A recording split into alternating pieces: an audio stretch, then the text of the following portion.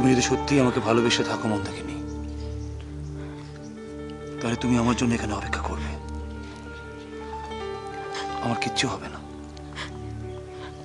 একদম ভয় পাবে না।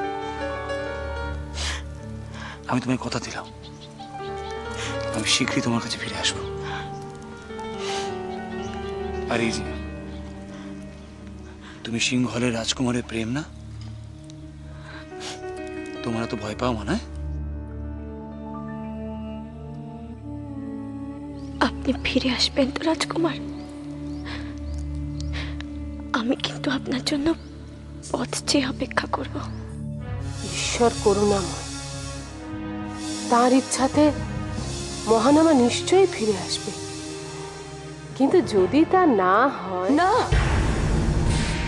না মাসুমা, না, তেমন কিছু হতেই পারে না। যদি তেমন কিছু ঘটে,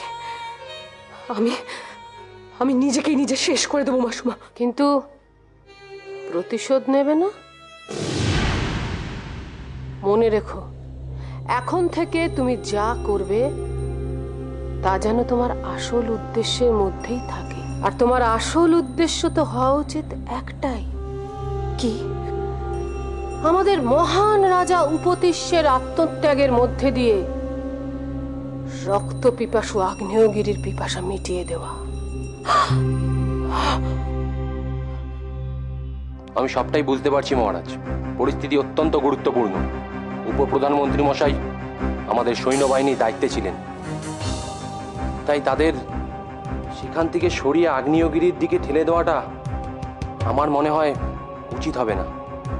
আর এমনিতেই আমাদের অনেক সেনাবাহিনী মারা গেছে। কিন্তু কিন্তু তাহলে আর দ্বিতীয় কি উপায় আছে? মহারাজ যদি আদেশ করেন, সৈন্যদের পক্ষ থেকে আমি নিজে সেখানে যেতে পারি। না সেনাপতি মশাই, জয়দ্রথের অনুপস্থিতিতে আপনার উপস্থিতি সেনাবাহিনীতে ভীষণভাবে দরকার।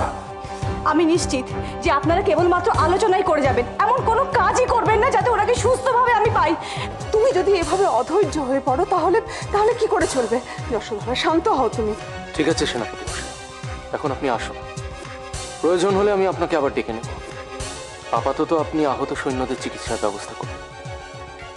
না মহারাজ, কোনো না কোনো একটা রাস্তা নিশ্চয়ই বেরোবে।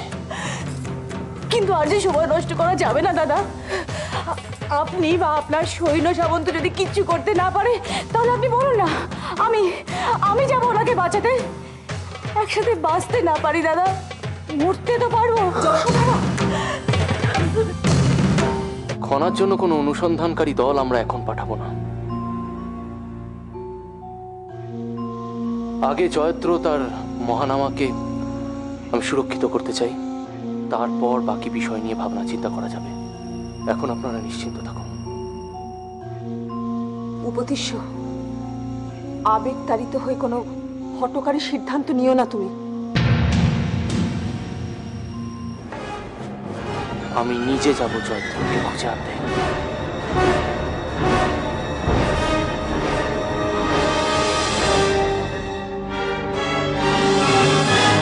খনা প্রাসাদে নেই, তার উপরই প্রাকৃতিক বিপর্যয়।